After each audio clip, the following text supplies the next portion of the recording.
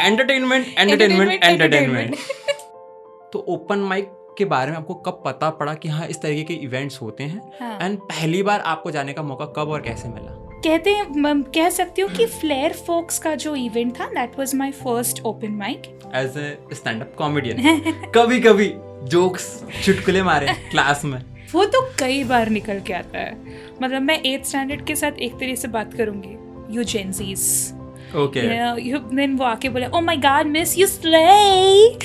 How you connect your art and a teaching? So hello दोस्तों, नमस्कार, आपका स्वागत है कला सफर के नए एपिसोड में। सो आज हमारे साथ एक बहुत ही अच्छे कलाकार हैं, बहुत अच्छी कलाकार हैं। वो खुद एक कलाकार हैं और कुछ नए कलाकारों को भी आकार देती हैं as a teacher, as a educator, and साथ ही में बहुत अलग अलग प्रोफेशन, बहुत अलग अलग आर्ट फॉर्म में परफॉर्म करती हैं, जैसे कि सिंगिंग हो गई, poetry, stand up comedian. Teacher के साथ एक स्टैंड अप कॉमेडी थोड़ा सा अलग लगता है ना? तो जानते हैं उनसे कि इस फॉर्म में वो कैसे आए और इस फॉर्म को किस तरीके से वो आज भी परफॉर्म कर रहे हैं। सो स्वागत करते हैं हमारे आज के आर्टिस्ट का, मिस रिमझिम सुब्रता रॉय। स्वागत है हमारे आज के एपिसोड में। Thank you so much. तो मैंने तो आपके बारे में इतना कुछ बता दिया, बट अगर आपका इंट्रोडक्शन 3 शब्दों में देना हो तो क्या देंगे? आपका नाम नहीं लेना है। ओके, तो कहानीकार, यही 3 शब्दों में। लगता है विद्या बालन के बहुत बड़े फैन है। एंटरटेनमेंट। ग्रेट। सो हम अगर बात करें स्टार्टिंग की, तो जैसे मुझे पता पड़ा कि आपने 9th क्लास में पहली पोएट्री लिखी थी जी, करेक्ट? एंड आपके इंस्पिरेशन आपके पापा भी हैं जी। तो वो इंस्पिरेशन कैसे और कब हुए? क्योंकि एक इंसिडेंट तो हुआ होगा, वो एक ऐसी याददाश्त, एक ऐसा इंसिडेंट प्लीज अगर शेयर कर सके तो। पापा के बारे में अगर कुछ, मतलब ऐसे मेरे इंस्पिरेशन तो पापा ही हैं। मतलब हमेशा से हर चीज़ के लिए पापा रहे हैं। अगर उनके बारे में बात करनी हो तो ये पॉडकास्ट ये सी बहुत कम पड़ जाएगा। कैसे ना कि बचपन में मैं कहानियों के अलावा सोती नहीं थी। मतलब ओके, शुरू से ही, मतलब रात में पापा की कहानी होनी चाहिए थी और उसी कहानी से मुझे नींद आती थी। कभी कभार तो ऐसा होता था कि पापा, मतलब आंखें ऐसी ओझल हुए पापा की नींद से, और मैं पापा को, पापा आगे क्या हुआ? पापा बोलते थे बेटा कल बताता हूँ। फिर अगले दिन, मतलब मैं पापा को पूछती थी पापा वो स्टोरी वहां से शुरू करनी थी, तो पापा बोले तुझे याद है, और फिर वहां से वो कहानियां शुरू होती थी। तो एक पॉइंट पे, मतलब हम लोग दूर थे, मतलब पापा हमसे दूर रह रहे थे। ओके। वो टाइम पे पापा चिट्ठियां लिखते थे और चिट्ठियों में कहानी लिखते थे, हाउ नाइस। सो दैट मैं रात को वो चिट्ठी पढ़ूं और वो पढ़ के सोऊं। तो कहानियों का सिलसिला कुछ ऐसे शुरू हुआ था। 9th स्टैंडर्ड की बात है, 8th स्टैंडर्ड की बात है, जब स्कूल में एक हिंदी स्टोरी टेलिंग कॉम्पिटिशन हुई थी। तो सारे, ऑब्वियस सी बात है कि सारे दोस्त लोग कहीं ना कहीं से पंचतंत्रा की स्टोरी, अकबर बिरबल की कहानी, ऐसे कहानियाँ उठाते थे। पापा ने बोला ऐसे नहीं उठाना है, तू रुक जा, मैं कुछ लिख के देता हूँ। तो पापा ने फिर एक कहानी लिख के दी, और वो कहानी उस टाइम के हिसाब से देखा जाए तो काफ़ी डिफरेंट थी। वो कहानी आज भी याद है, कभी बाद में सुनाऊंगी। तो वो कहानी के चलते स्कूल में ऐसा हो गया कि रिमझिम के पापा बहुत अच्छे कहानीकार हैं। क्या बात है। तो फिर वहीं से कहानी लिखने की, कहानी सुनने की जो जर्नी है वैसे शुरू हुई थी। कहानी तो हम, आपने जैसे बोला कि बाद में सुनेंगे, बट छोटा सा सारांश 1-2 लाइन में अगर आप समराइज कर सको उस कहानी को, तो क्या थी थोड़ी सी? वो कहानी ऐसी थी कि एक बच्चा, 13-14 साल का लड़का किडनैप हो जाता है। घर वाले काफ़ी परेशान हैं, कहाँ है, क्यों है। अब घर में उसके मम्मी पापा हैं जो कि दोनों जॉब करते हैं। एंड में कुछ ऐसा होता है जहाँ पे पता चलता है लड़का खुद ही खुद को किडनैप करवाता है ताकि उससे अपने मम्मी पापा का अटेंशन मिल सके। सो वो टाइम पे बैठ के वो कहानी लिखना और वो कहानी को मुझे सिखाना कि कैसे कहना है, कैसे वो कहानी बतानी है, वो एक अपने आप में, मतलब कह सकते हैं कि पापा खुद एक कलाकार, मतलब कलाकार भी थे और कहानीकार भी थे। तो बाय प्रोफेशन वो क्या करते थे? By profession he was a supervisor, मतलब कोल हैंडलिंग प्लांट में काम करते ओके। थे। सो काफ़ी मतलब प्रोफेशन से काफ़ी उनका पैशन अलग था। डेफिनेटली यार, मतलब as an supervisor in a coal factory, but और उसी के साथ साथ एक कहानीकार, जी एक स्टेज परफॉर्मर, और वो चीज़ दूसरे को सिखाना जी एक अपने आप में अलग बात होती है, बिकॉज स्टेज डेयरिंग करना और स्टेज पे किस तरीके से, किस लहजे में कौन सा वर्ड कहना है, किस जी मॉड्यूलेशंस, और वो कहानी अपने आप में एक अलग है उस दौर एब्सोल्युटली के हिसाब से। एब्सोल्युटली तो वो मस्त है यार, ग्रेट। और जैसे आपने बोला जो आपने पहली कविता, अगर हम्म खुद से जो कविता लिखी, हम्म कुछ अगर याद हो, हाँ, किस पे लिखी थी, अगर एक हाथ लाइन भी अगर याद हो तो? किस पे लिखी थी ये याद है, वो क्या क्या लिखी थी वो मैं नहीं बता कोई सकती, बात मतलब नहीं। याद नहीं है मुझे। इतना याद है कि स्कूल में 10th स्टैंडर्ड को फेयरवेल देना था ओके।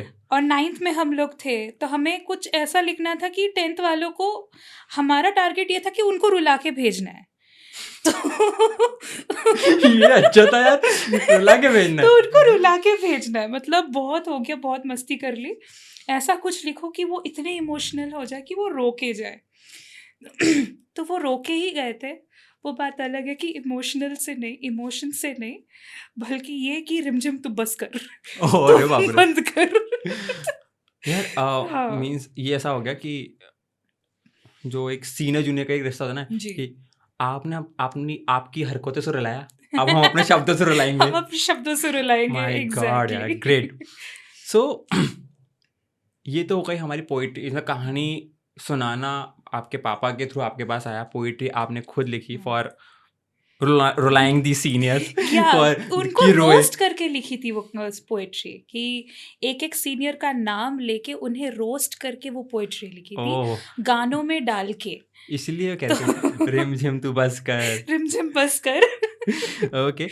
और इसके बाद जैसे आपने काफ़ी सारी चीज़ें लिखी कि मैंने थिएटर भी किया, सिंगिंग Yeah. भी की, माइम भी किया, तो जर्नी कैसी रही, मतलब कहाँ, अभी पहले स्टोरी टेलिंग से स्टार्ट किया आपने, Yeah. फिर पोइट्री आया, पोइट्री अलग जॉनर में आपने हम्म। करी, तो सिर्फ थर्ड फॉर्म ऑफ आर्ट क्या था आपका?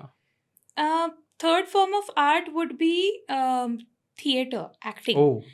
तो again going back to my papa and mummy, in fact papa theatre artist थे, लाइक स्टेज एक्टर थे, एंड मम्मी भी काफ़ी सारे मतलब थिएटर में काम मतलब करती थी, मतलब उनके कॉलेज में, स्कूल में ऐसे ओह, थे। तो फिर वहाँ से वो कीड़ा जो है था आ गया कहीं, अंदर। हाँ है। तो थिएटर तो मैंने पहले, थिएटर नहीं, मतलब वो ड्रामा होता है ना, एक एक्टिंग रोल मिलता है, so we can't call it as theatre, but एक एक्ट। बेस कह सकते हैं, रास्ता, हाँ बेस कह जर्नी सकते ऑफ हैं, to going to yes the theatre. Exactly. So वैसे शुरुआत हुई थी जब मैं 3rd में थी, पापा का रोल मिला था, लाइक ओह, रोल भी मिला था पापा का, क्योंकि मेरा बॉयकट था। देन वो कहीं ना कहीं वो एक्टिंग जो है वो दब गया, and then singing and poetry जो है वो अपना रास्ता ले चुका था। ओके। सो अगर मैं गलत नहीं हूँ, जैसे आपने बताया, तो शायद एक्टिंग की शुरुआत आपकी पहले हो गई कहानीकार हाँ से, yes yes correct? Yes. But मतलब अगर हम देखें journey of an artist, starting एक कहानीकार से होती है, बिकॉज कहानी अगर आपको सुनाना आती है तो कहानी में डलना आपको आ जाएगा, सही बट है। आपको कहानी में डलना आता है, कहानी सुना पाओगे कि नहीं, वो एक थोड़ा सा दिक्कत होती है। और जैसे आपने बोला कि journey of going to the theatre, हमारे अपने देश में एक बहुत प्यारी कलाकारी है जिसको हम कहते हैं नुक्कड़ नुक्कड़ नाटक। हाँ जी वो भी एक बहुत अच्छा वो जी है, जी चीज़ जी, है। उसमें कभी आप उसका कभी एक्सपीरियंस किया है अभी? किया है और करवाया है। ओह, हाँ वो बट लाइक कैसे, स्कूल में करवाया है, मतलब स्टूडेंट्स से करवाया है। ओके, इन द टीचिंग, हाँ वाइल मतलब टीचिंग। स्टूडेंट्स को करवाया है, एक बार नहीं 3-4 बार। तो ओह, पिछले साल अपने स्कूल में मैंने नुक्कड़ नाटक होस्ट भी करवाया था, सो बढ़िया। उसका कंपटीशन भी करवाया था। तो नुक्कड़ नाटक का वो जो जोश, जो जोश। जज्बा और उसका जो वॉइस थ्रो है, वो किसी भी एक्ट फॉर्म में नहीं होता है। सो आई फील कि हर एक्टर को वो एक नुक्कड़ नाटक के फेज के थ्रू जाना चाहिए, क्योंकि तुम्हें फिर वो वॉइस थ्रो, तुम्हारा वो टेम्पो तुम्हें समझ में आता है। सो या वो करवाया है, कह सकते हैं। इस स्टेटमेंट से ना एक क्वेश्चन है कि एज एन आर्टिस्ट ऐसी क्या क्या इंपॉर्टेंट चीज़ें हैं जो हमें अपने माइंड में रखनी चाहिए और हमें प्रैक्टिस करनी चाहिए और हमें सीखनी चाहिए दूसरों से या खुद कभी वक्त मिले तो, आपके हिसाब से? देखिए नितिन जी, मैं यहाँ पे कुछ कहूँगी कि मैं ट्रेंड नहीं हूँ, ठीक है? डेफिनेटली। आ, मैं जब भी सीखती हूँ, मैं दूसरों से सीखने की कोशिश करती हूँ जितना हो सके।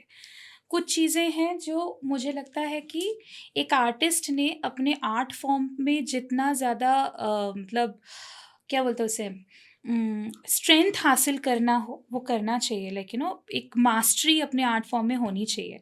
उसके अलावा एक आर्टिस्ट के लिए सबसे इम्पॉर्टेंट मेरे हिसाब से होता है अपने ऑडियंस से जुड़ना। लाइक तुम कैसे अपने ऑडियंस के साथ बॉन्ड बना पा रहे हो, कैसे उन्हें क्योंकि हम जो भी करते हैं उनके लिए करते हैं, जो भी है हमारे ऑडियंस ही हैं, तो फिर ऑडियंस के लिए हम कितना ज़्यादा जुड़ पाते हैं, ये चीज़ सबसे ज़्यादा मायने रखती है। एंड बाकी टेक्निकलिटीज़ तो बेटर, मतलब जो सीखे हुए हैं वो ज़्यादा अच्छे से बता पाएंगे। डेफिनेटली, वो तो है। जी। सो ये तो हो गई थोड़ी सी जर्नी कि अभी तक हम यहाँ तक पहुँचे कैसे। एक जर्नी के बाद हर एक कलाकार का एक होता है, मैंने स्टेज भी एक लेवल्स होते हैं, करेक्ट? स्कूल में हमारे रहता है नहीं यार, हमें ये चीज़ करनी है यार, वहाँ जाके खड़े होना है एक बार, हाँ। वो आपने अचीव कर लिया। उसके बाद एक होता है मैं अननोन लोग जो हैं जिनको मैं कभी मिली नहीं, जो इवेंट्स होते हैं, तो वहाँ पे परफॉर्म करना as an artist, as an poetry हो गया। तो ओपन माइक के बारे में आपको कब पता पड़ा कि हाँ इस तरीके के इवेंट्स होते हैं? हाँ, एंड पहली बार आपको जाने का मौका कब और कैसे मिला? ये बहुत अच्छा सवाल है। सो मेरे लाइफ का एक फेज चल रहा था जहाँ पे I was going through clinical depression. Oh, so and it was in a very difficult form. उसे ये भी कहते हैं, वर्किंग डिप्रेशन भी कहते हैं, जहाँ पे आई एम नॉर्मल सबके सामने, but then I was struggling.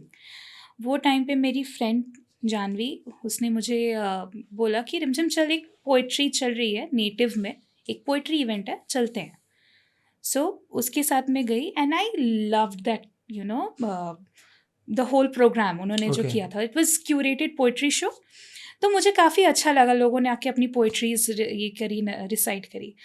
उसके बाद इमीडिएटली बाद फ्लेयर फोक्स की ओपन माइक थी, तो वहाँ पे फिर हमने बात करी, ये मतलब जानवी और मैंने, कि चलते हैं, like this is an open mic. उसने ही मुझे कहा कि ऐसे ओपन माइक है रिमझिम, चलेगी? बोले हाँ चले, चलते हैं, कुछ नया है, कुछ एक्सप्लोर करते हैं। कहते हैं, कह सकती हूँ कि फ्लेयर फोक्स का जो इवेंट था that was my first open mic. And उसके बाद ऑरेंज कैफ़े में ओपन माइक्स हुए हैं, फिर स्टेज स्टूडियो में कला मंच के ओपन माइक्स हुए हैं। So these ones have been the base for my open mic journey, you can say. Great. So ये जर्नी जो जैसी रही अभी तक के, इसमें ऐसी कौन सी एज योर परफॉर्मेंस, या फिर ऐसा ज़रूरी नहीं कि आपकी परफॉर्मेंस हो, आप और किसी की परफॉर्मेंस ऐसी कोई मेमोरेबल है, यार ये मुझे मेरी लाइफ को कनेक्ट करी हो, ऐसा कभी कुछ सुना, देखा? कनेक्ट करी हो ऐसे तो बहुत सारे परफॉर्मर्स की। बट कहते हैं ना हाई इम्पैक्ट जो करती है, देखो okay. There are lot of things in our जी। लाइफ कि हम लोग कभी रोज़मर्रा की लाइफ में भी ऐसा होती होती कि यार ये भी मुझे करने का है, ये भी मुझे करने का है, बट डीपली या फिर बहुत डायरेक्टली एकदम इंस्टिंक्ट कनेक्ट हो जाता है कभी कभी, यार ये चीज़ मेरी ही है, शायद ये मेरी बात चल रही है, कभी कभी ऐसा लगता है। बट ज़रूरी नहीं कि मेरी बात चल रही है, but it means to we are connecting more them directly. Okay. ऐसा कुछ कभी हुआ in open mic events? Open mic में आप कह सकते हो कि बैक इन, जब अल्फाज का एक शो था, ओपन माइक था यहीं पे स्टेज स्टूडियो में, वहाँ पे एक परफॉर्मर आया था, लड़का आया था, मुझे सॉरी उसका नाम याद It's नहीं okay. है, बट उसने अपनी कहानी बताई थी, जर्नी बताई थी उसने अपनी। कुछ 18-19 साल का बच्चा, 18-19 साल का बच्चा आके, मतलब डेप्थ उसकी, जो वो पोइट्री की जो डेप्थ थी, उसकी लाइफ, ज़िंदगी को देखने का जो नज़रिया था, वो मुझे काफ़ी ज़्यादा इम्पैक्ट कर गया कि एक 18-19 साल का बच्चा अगर लाइफ को इतने इन डेप्थ से सोच सकता है कि वो अपनी फेलियर्स को फेलियर्स ना देख के एक आगे बढ़ने की सीढ़ी को इस तरह से देख सकता है, इस तरह से वो मोटिवेट कर सकता है सामने वाले को। तो मैं अपनी रोज़मर्रा की ज़िंदगी में क्यों रो रही हूँ, मुझे क्यों मरना है ना हर रोज़। सो आप कह सकते हो कि his performance was something which I always remember. Great. जैसे आपने भी बोला कि हम लोग हर कहीं ना कहीं किसी न किसी दूसरे से सीखते हैं, तो आपने अभी तक काफ़ी ओपन माइक प्लेटफॉर्म्स पे गए, बहुत सारे ओपन माइक्स अटेंड किए, तो वहाँ से आपको क्या सीखने को मिला? आपकी क्या लर्निंग है, सेल्फ लर्निंग? एक तो कह सकते हैं कि जो वो ऑडियंस से बॉन्ड बनाना जो है वो वहाँ से आया है कि ऑब्वियसली हर किसी के सोच मतलब जो थिंकिंग है वो बहुत ही उम्दा लेवल की है। मतलब मैं अगर जाती हूँ कि मेरी ये पोएट्री अच्छी है तो मैं हमेशा से हम्बल होके वापस आती हूँ कि नहीं रिमझिम काम करना है, नहीं रिमझिम और मेहनत करनी है। दूसरी चीज़ है अप्रिसिएशन। लाइक मैंने ये एक चीज़ ये ओपन माइक कम्युनिटी में नोटिस करी है कि जो ऑडियंस बैठी रहती है ना वो बहुत ज़्यादा सपोर्टिव होती है। करेक्ट। स्टेज पे कौन आ रहा है, कैसा परफॉर्मेंस है, ऑडियंस हमेशा सबको अप्रिशिएट करती है। तो वो एक मेरे बैक ऑफ द माइंड कहीं ना कहीं एक था। एक बार एक इंसिडेंट हो भी चुका था जहाँ पे मुझे ऑडियंस से काफ़ी ज़्यादा आई मीन बैकलैश मिला था। बट देन ये ओपन माइक कम्युनिटी में पता चला कि नहीं दिस इज़ अमेजिंग। तो ये support appreciation this is something that is always a good take away. Nice.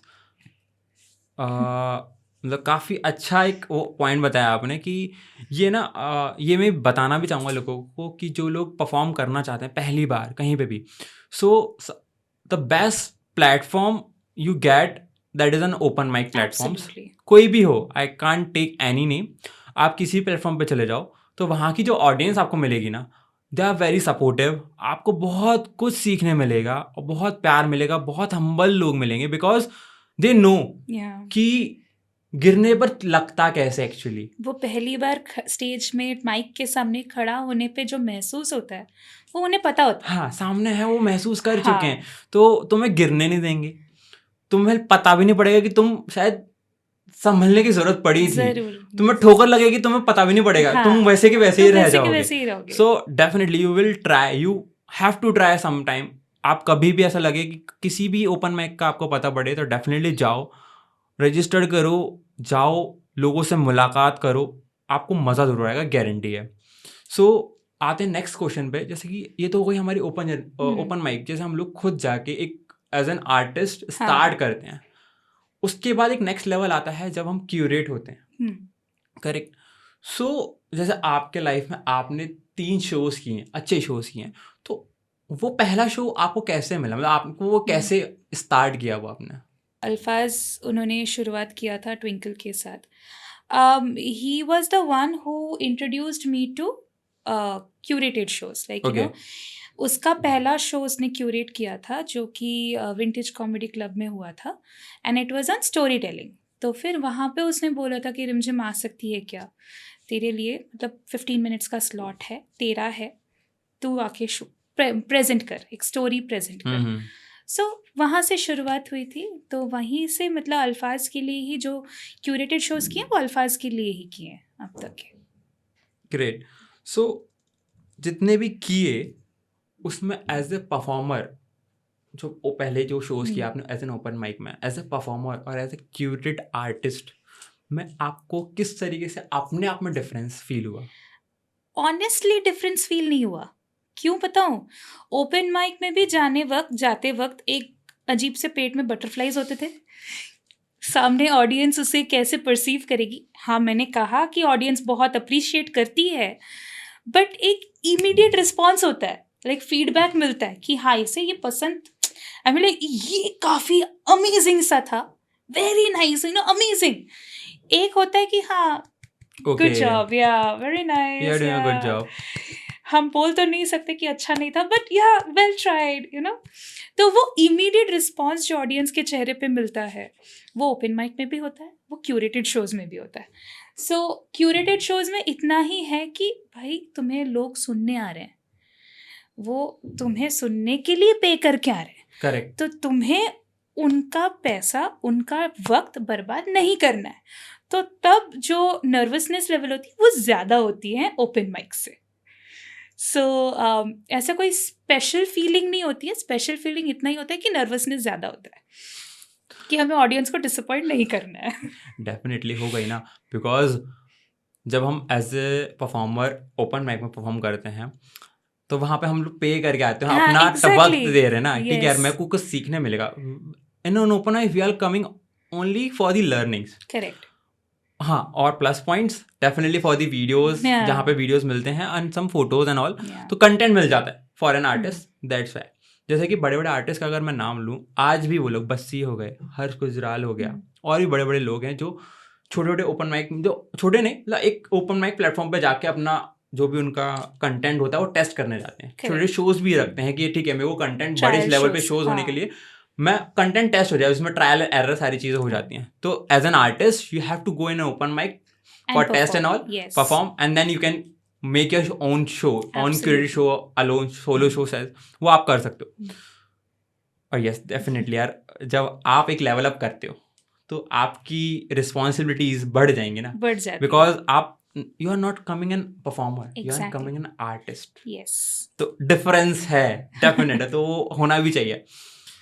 सो ये पूरी जर्नी में डेफिनेटली एक कम्युनिटी बिल्ड हुई होगी आपकी. जी. So, how was an experience of building that community? Oh, that has been a journey. That has been ये अब मतलब पुणे में ना Nitin, I didn't have friends. ठीक है, Okay. I didn't have friends. मैं पुणे में सिर्फ अपने जॉब के लिए शिफ्ट हुई थी कुछ 7 साल पहले. ठीक है, ओपन माइक जर्नी मैंने शुरू की 2 साल पहले से, और 2 साल में मैंने जितने दोस्त बनाए हैं, जो कम्युनिटी बनाई है, आज मैं खराड़ी में भी जाऊं तो मैं कॉल करके मैं दोस्तों को बुला सकती हूँ. मैं भूमकर चौक में भी जाऊं तो मैं दोस्त को बुला सकती हूँ.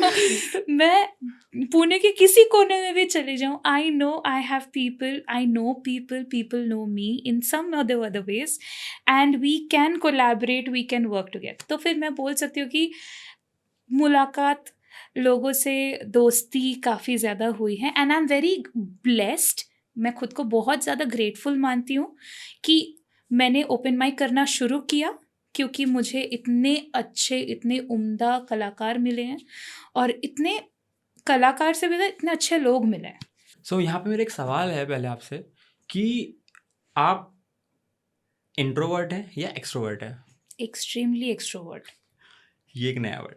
सो बट अगर कोई इंट्रोवर्ट है तो वो इस कम्युनिटी में कैसे इन्वॉल्व हो सकता है एंड किस तरीके से वो इवॉल्व हो सकता है? Again very nice question. So I know an introvert मतलब उनके लिए कितना ज़्यादा डिफ़िकल्ट हो जाता है लोगों के बीच में आके बात करना. क्राउड्स ही उन्हें काफ़ी ज़्यादा इंटिमिडेट करती है. बट अगर मैं एक चीज़, अगर किसी भी इंट्रोवर्ट आर्टिस्ट, बट ये लोग इतने अच्छे आर्टिस्ट्स होते हैं ना, इतने क्योंकि उनकी सोचने की क्वालिटी ही बहुत अच्छी होती है. सो कोई भी अगर इंट्रोवर्ट है तो उनको मैं इतना ही कहूँगी कि आप स्टेज पे आओ, भूल जाओ आपके सामने कोई है. यू नो, यहाँ पे पापा कुछ कहते थे कि लोगों की आंखों में, शुरुआत अगर करनी है तो लोगों की आंखों में मत देखो, उनके सर पे देखो. मतलब जो क्राउड बैठी होती है उनके सर को देखो. ओके. तो सामने जो क्राउड है, आप देख सबको रहे हो, बट उनकी आंखों में नहीं देख रहे हो, उनके सर को देख रहे हो. तो फिर उससे एक जो एंटिसिपेशन होता है, जो हेजिटेशन होता है, वो कहीं ना कहीं कम हो जाता है. और धीरे धीरे जब आप मतलब परफॉर्म करना शुरू करोगे, लोग आपसे हाय हेलो करेंगे, बात करेंगे. आप ज़रूरी नहीं कि आप सबसे दोस्ती करो, सबसे बात करो, बट कहीं ना कहीं आप मतलब वो जो इंट्रोवर्ट इंसान है, वो कहीं ना कहीं उसकी भी वाइब किसी ना किसी से मैच हो ही जाएगी, क्योंकि वो कम्युनिटी में ऐसे काफ़ी ज़्यादा लोग आते हैं जो मतलब सिमिलर इंट्रोवर्ट्स होते हैं, एक अपना कम्युनिटी ढूंढने की कोशिश करते हैं. So it's a way of starting it. कहते ना वो एक, पता नहीं मुझको एक लाइन याद आ रही है, कहाँ है कैसे सुनी मुझको याद नहीं, कि भीड़ में तो हम सभी हैं, तना तुम भी हो तना हम भी हैं, तो आओ हम दोनों तना मिलके एक दूरिया दूर करें. क्या बात है, क्या बात है. सो बट डेफिनेटली ये चीज़ें होती हैं. तो क्योंकि ऐसे बहुत से लोग होते हैं, यार मैं कैसे करूँगा, तो दैट्स वाई उनके लिए एक आंसर मैं चाह रहा था. बहुत अच्छा आंसर आपने बताया कि आप उनकी आंखों में मत देखो, नहीं. एक उनके आई बॉल्स के आंखों के ऊपर देखोगे, आपको लगेगा कि नहीं हाँ लोग हैं, बट मुझको फर्क नहीं पड़ रहा है, ठीक है, खत्म, सिर्फ बाल दिखेंगे। बट अगर जिसके नहीं है तो ठीक है ना, चमकता हुआ सर दिखेगा। वो एक अलग सेंटर ऑफ अट्रैक्शन, वही देखो। सेंटर ऑफ नहीं, कैसे एक ही जगह पे फिक्सेट अगर रहोगे तो फिर वहां पे लोगों को लगेगा कि नहीं देख रहा है, हर तरफ नहीं देख, बट आपको हर तरफ देखना है, हर किसी से बात करनी है, तो सर की तरफ देखो। ओके, जैसे आपने भी बताया कि एक ही तरफ देख रहा है, तो इस मेरे दिमाग में बहुत अच्छा क्वेश्चन है कि एज ए परफॉर्मर, अगर कोई फर्स्ट टाइम परफॉर्म कर रहा है, because you have done open mics, school stage, plus आपने लोगों को सिखाया भी है, प्लस आपने क्रिएटिव शोज भी किए हैं, व्हेन अ पर्सन, जब कोई इंसान as an artist first time stage पे है, अंदर कितनी नर्वसनेस होगी, यू ऑल्सो फील दैट, ठीक है। अब मैं यहाँ भी देखूं, वहां भी देखूं, और अपना कंटेंट भी रीड करूं, तो वो चीज नहीं हो पाती हर किसी से। Sometimes some people does, but हर कोई नहीं कर सकता। तो वो किस तरीके से सबको देखे, या फिर किस तरीके से उसको परफॉर्म कर सकता है, ऐसा ना, जो जितना आपको पता है उस हिसाब से। तो इन्हें मैं अगर कहूंगी कि then you just look at the camera. Okay, ढूंढो कैमरा कहाँ है।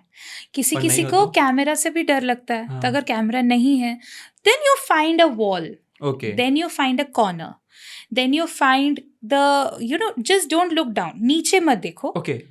और कोई एक कॉर्नर, कोई अगर तुम्हारा दोस्त है, पहला है, ये पहला शो है तुम्हारा, सो मैं इसलिए पहले शो के लिए बोल रही हूँ, फर्स्ट शो, कोई ना कोई तुम्हारे साथ है, तो उन्हें देख के बोलो, it's okay, it's absolutely fine, कोई तुम्हें जज नहीं कर रहा है। सबसे मेन चीज तो एक ये है कि तुम्हें जज करने कोई आया ही नहीं है।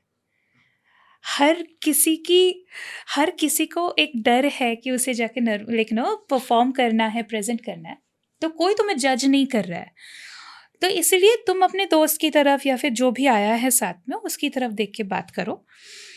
बाद में आई मीन लाइक जो मैं देखने की बात कर रही हूँ, that is like level 2 and 3, third level पे, कि अभी थोड़ा कंफर्ट मिला है स्टेज पे, अब मुझे धीरे धीरे पब्लिक कनेक्शन बनाना है, वो बॉन्ड बनाना है।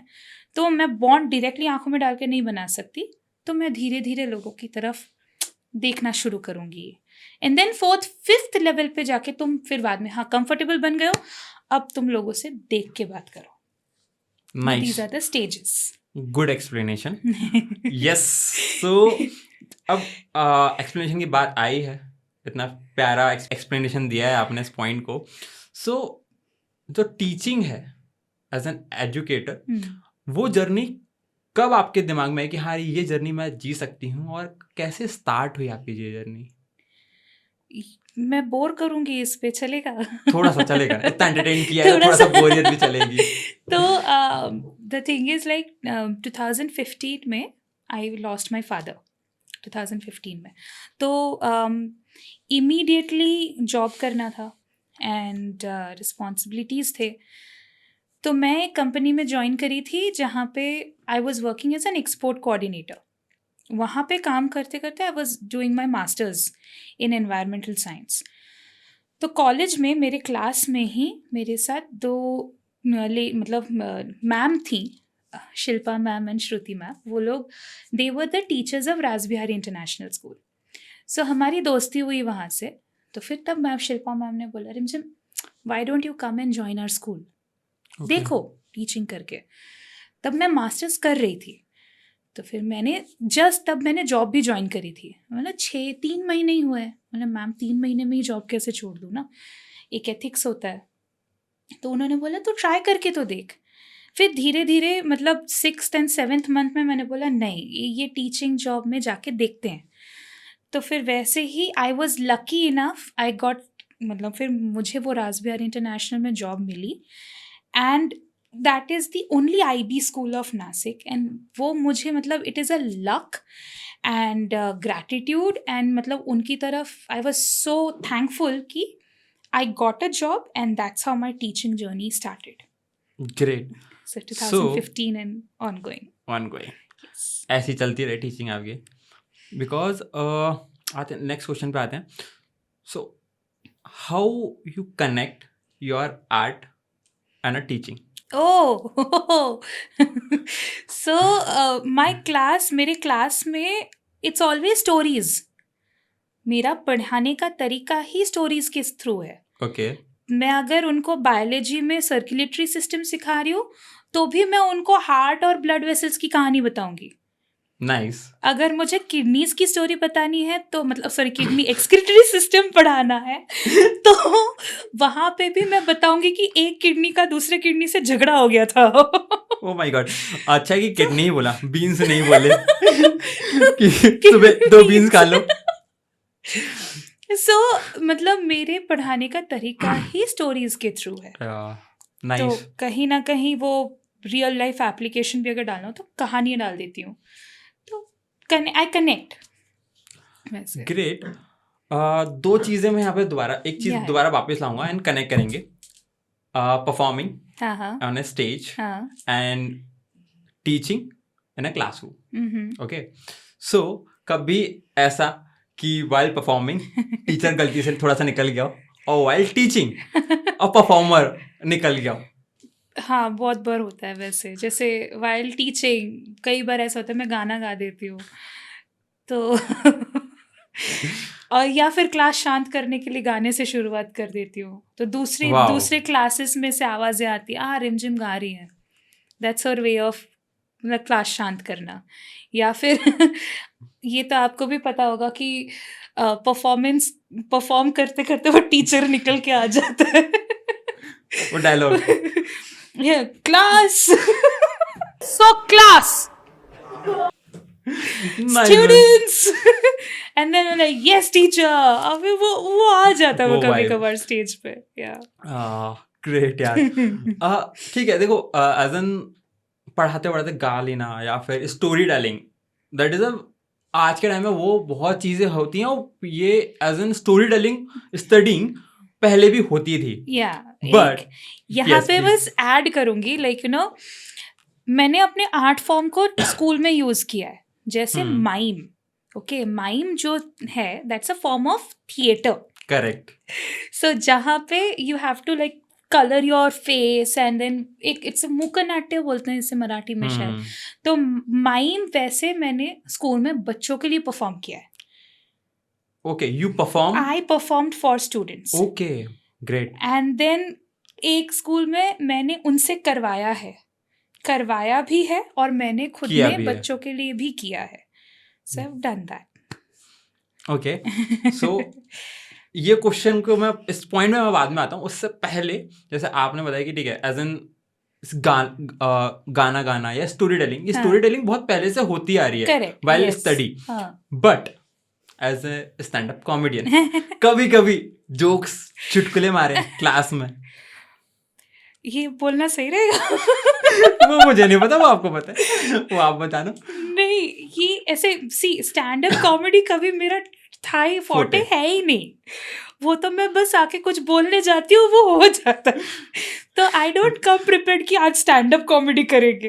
बट क्लासरूम में भी ऐसी कई बार होता है कि अभी मेरा एक जो बहुत फेवरेट सा टॉपिक है Gen Zs and Gen alpha and millennials. वो तो कई बार निकल के आता है. मतलब मैं 8th स्टैंडर्ड के साथ एक तरह से बात करूंगी यू जेनजीज. ओके. देन वो आके बोले oh my God miss you slay. और वही चीज जाके 11th में अगर करने जाऊं तो वो बच्चे ऐसा no miss don't do that. फिर मैं उनको जाके ऐसा बोलती हूँ कि you know what full on उनके लैंग्वेज ये एटीट्यूड के साथ और उनको रोस्ट करना, उनके साथ सरकाज़म में बात करना. कभी कभार वो स्टैंड अप कॉमेडी वहाँ पे हो जाती निकल है. जाती है. वो निकल जाती है. वो मैं कितना भी कंट्रोल करना पड़ता है. नहीं बच्चे हैं कंट्रोल वो होता है. सो ये हो गया स्टैंड अप के बारे में बात. सो अब आते हैं माइम, जो आपने बताया कि you have done mime as well. So mime कितना डिफिकल्ट आर्ट फॉर्म है as per your thoughts? It's a very very difficult form. जहाँ पे आप डायलॉग्स यूज़ कर रहे हो, कभी ना कभी आप वॉइस प्रोजेक्शन के थ्रू, मॉड्यूलेशन के थ्रू आप अपने इमोशंस दिखा देते हो. माइम ऐसा है कि तुम्हारा फेस भी पेंटेड है, उसमें आपको दिखाना है कि आपको मतलब वो जो नर्वस होता है ना इमोशंस के, वो आपको दिखाना है, प्लस एक बॉडी कंट्रोल है उसमें, तो वो बॉडी कंट्रोल पे भी आपको काम करना है, प्लस आपको वो स्टोरी भी समझानी है पूरी तरह से नॉन वर्बल वे में। तो it is actually a very difficult art form. Okay. तो माइम आपने कब, मैं बैक टू पॉइंट चला जा रहा हूँ, बट माइम कैसे क्या आपके माइंड में आया कि यार ये चीज़ भी आर्ट फॉर्म सीखना चाहिए, और किस तरीके से उसमें जर्नी रही इन अ शॉर्ट? बचपन में पापा ने एक बार सिखाया था, पापा ने Okay. करवाया था हमसे, करवाया था in the sense 8th standard में हाँ वो वैसे बोल सकते हो कि मेरा सारा आर्ट फॉर्म पापा से ही इंस्पायर्ड है। तो 8th में हमारा एक डांस शो था, डांस प्रो मतलब कंपटीशन था क्लास वाइज। उसमें पापा ने हमें मतलब पापा मुझे घर पे सिखाते थे कि तू इसको ऐसे करना, डायरेक्ट करना, और वो मैं आके स्कूल में मेरे ग्रुप को सिखाती थी। तो वहाँ से वो आर्ट फॉर्म शुरू हुआ, and we ended up doing वो same dance multiple places. Then वो कहीं ना कहीं पे ऑब्वियसली स्कूल्स मतलब कॉलेजेस एंड कॉलेज में एक बार एक ड्रामा किया था, धीरे धीरे धीरे वो कम हो गया मतलब, एंड फिर पापा के जाने के बाद फिर जॉब एंड वो करियर में कहीं ना कहीं वो आर्ट फॉर्म खो गया। Then it came back again in 2020, जहाँ पे मैंने फर्स्ट टाइम वो 20 नहीं 19 चिल्ड्रंस डे पे मुझे बोला कि कुछ करेगी स्टूडेंट्स के लिए। देन आई रिमेंबर्ड कि अरे ये कर सकते हैं, वहाँ से I brought back mime back to my life and performed it for the students. Great. क्योंकि माइम जितना मैंने भी समझा है, क्योंकि मैंने कभी पर्सनली एक्सपीरियंस नहीं किया है, but it is a very tough, जैसा आपने बताया इट कि इज चेहरा कुछ दिख नहीं रहा, बोल हम सकते हैं नहीं, हरकतें हम कुछ कर नहीं सकते, फिर भी हमारी सारी बात सामने वाले को समझानी है, पता नहीं है। जितने इमोशंस हम अंदर हैं वो सारे बाहर निकाल के दिखाना है। So it's a very great art form. अगर उसमें कोई कुछ कर सकता है तो he can do he and she can do anything, Anything, yes. any art form. Any art form, correct.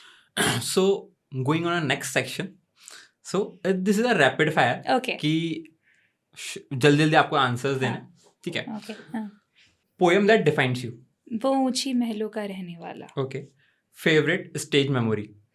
अल्फाज के स्टेज पे था when I recited swipe right at your own risk. Oh, swipe right. Yes. Dream collaboration? Dream collaboration would be with बसी और हर्ष गुजराल। अरे वाह, दिल्ली वाले। Yes. Okay. Teaching style in one word? Teaching style in one word? fun, chilled, a chilled teacher, you can say. Okay. Gen Z? No, Gen Z. No slay. It's chilled. Okay, fine. Funniest moment anytime? Funniest in school with students. While doing mime? No, while teaching. Singing?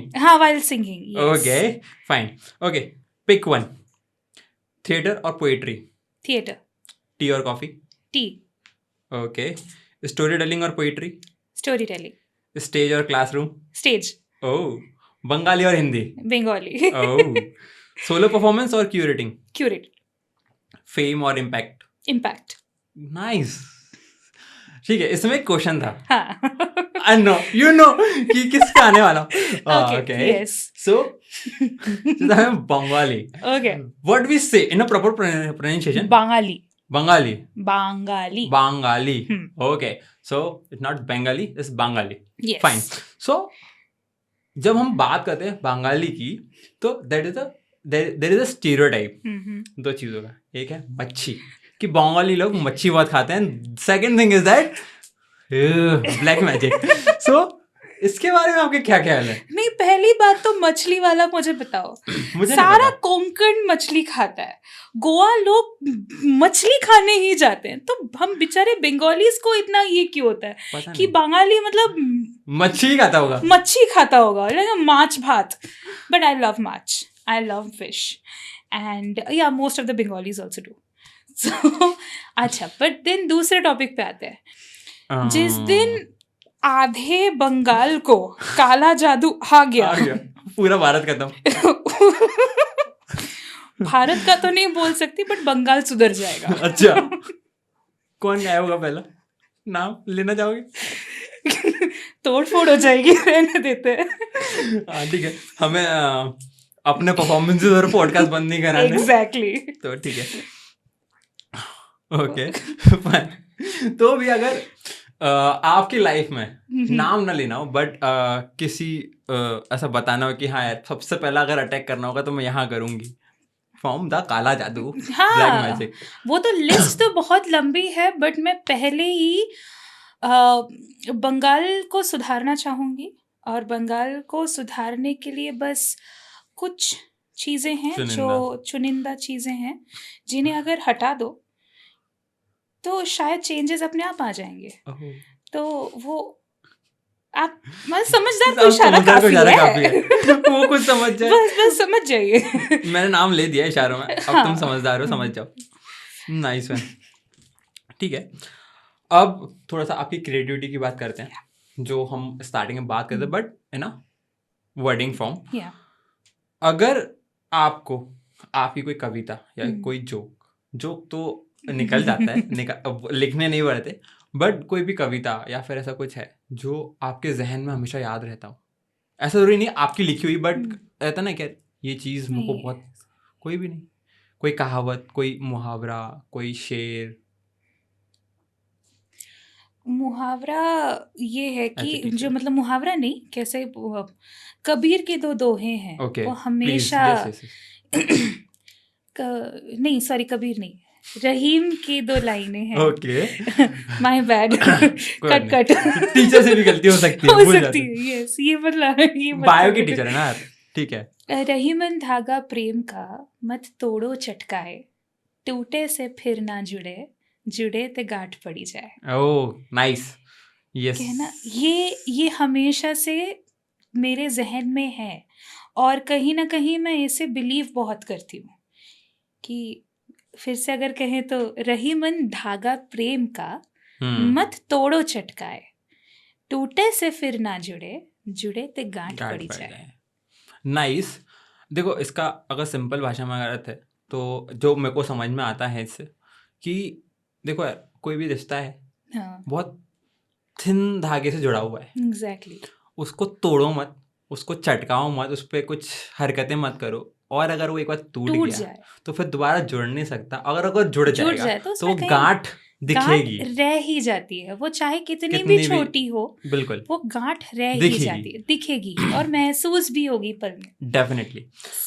सो जैसे कि हमने rapid fire एक चीज़ किया, तो यहाँ पे आपको कुछ मैं पॉइंट्स दूंगा, आपको कुछ कविता या फिर कुछ बोलना है, ओके, जो आपके जहन में हो सकती है। ओके, ठीक है, गाना गा सकती हूँ, you can, okay.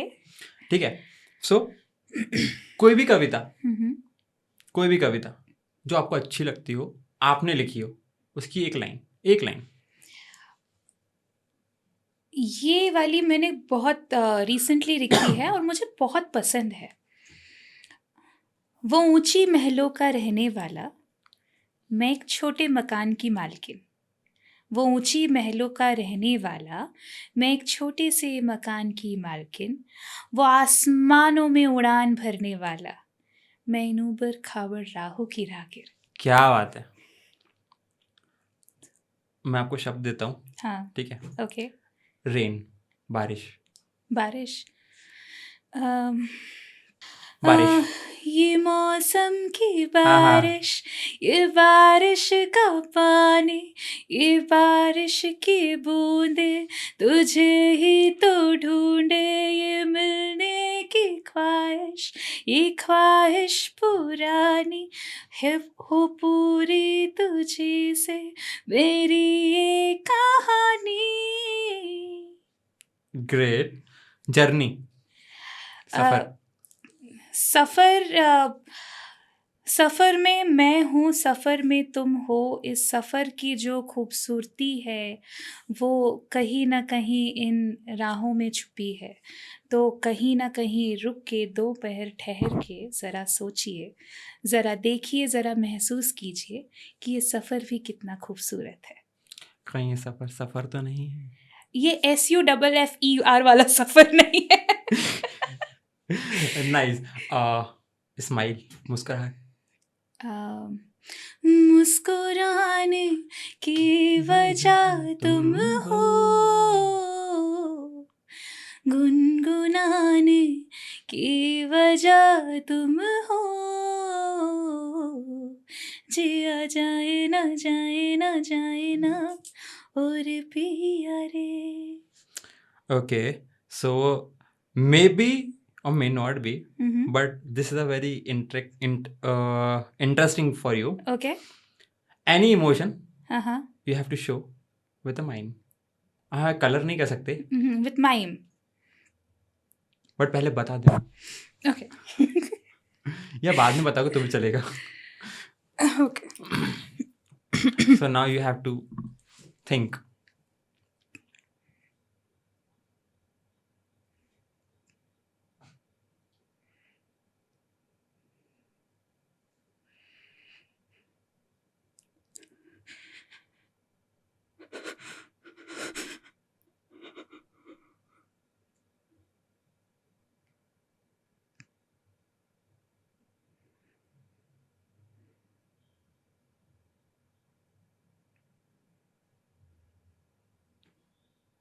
Okay, I'm stopping.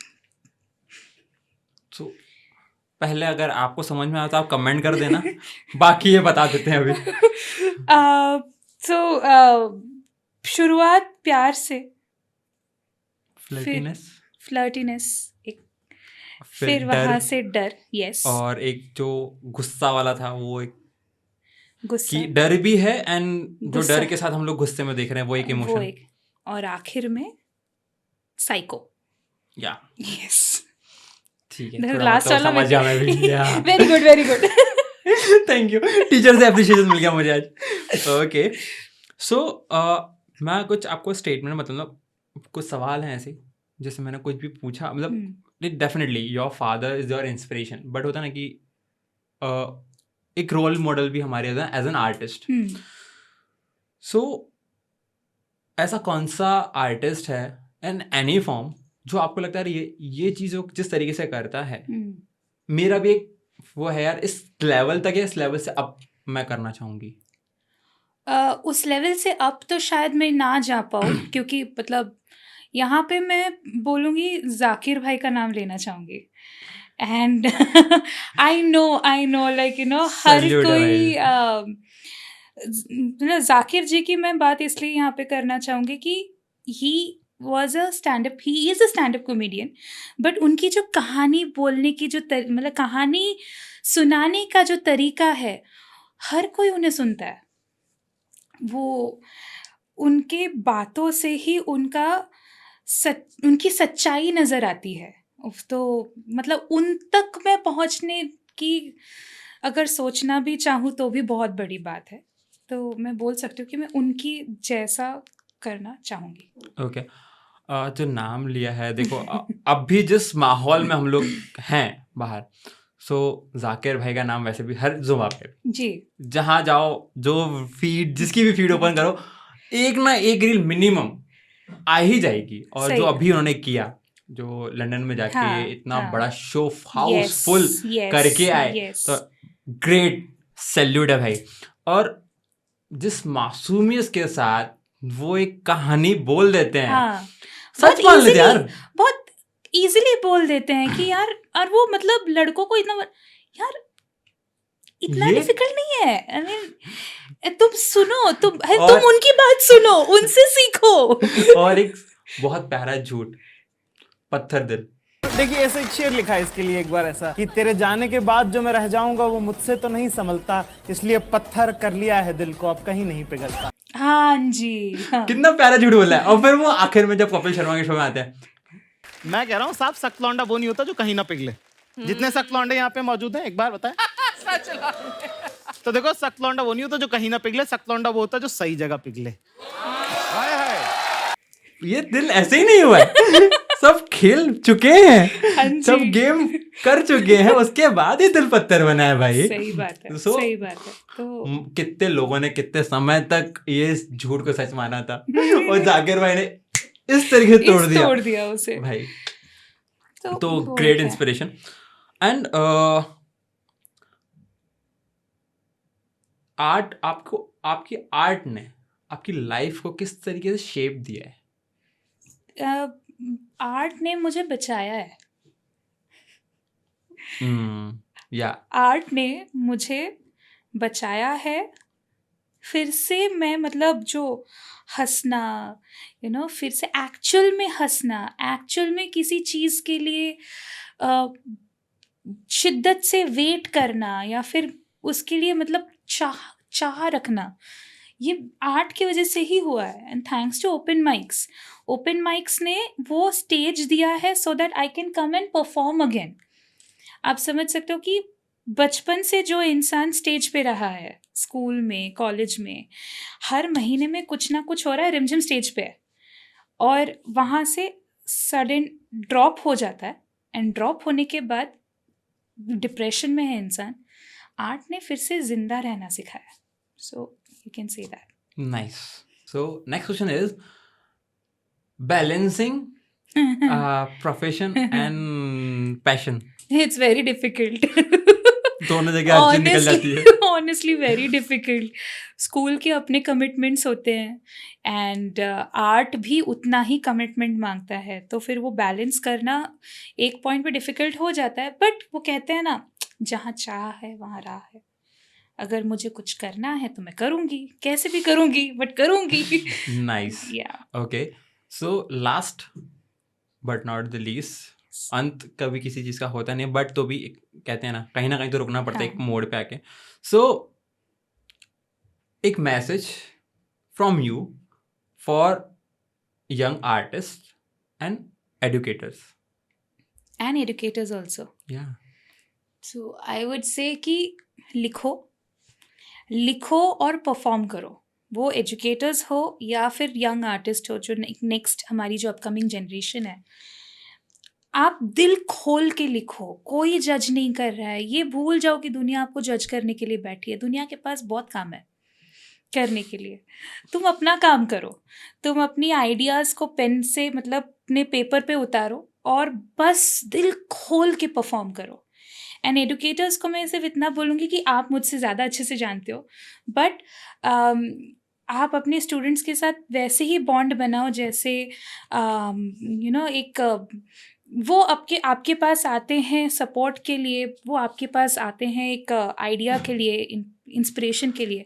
You be the inspiration किसी भी चीज़ में। You walk the talk, you be the inspiration. So that would be my message. Nice.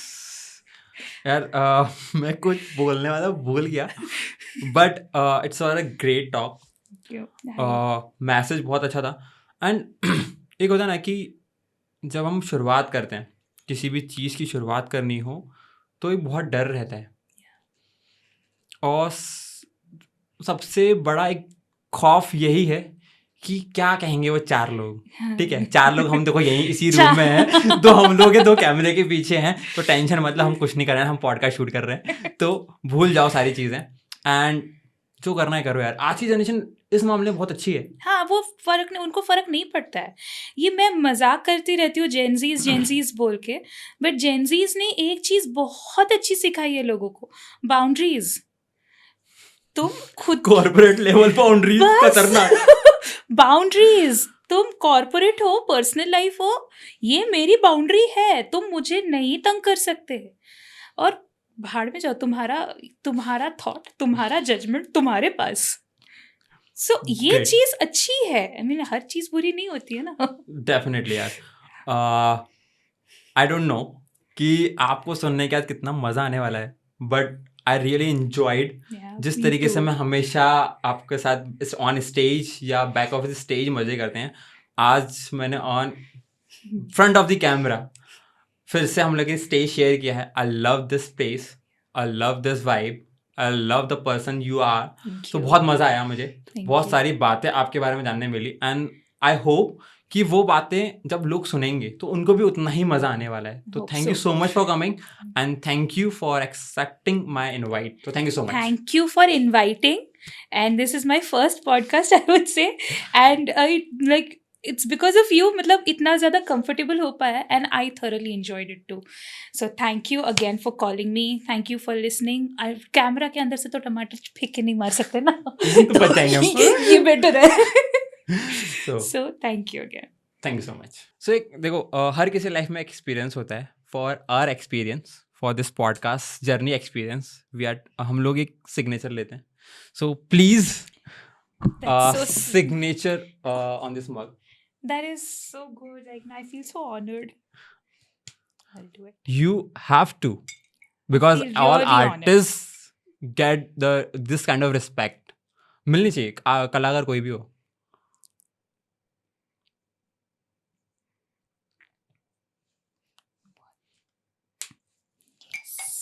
Thank you so much.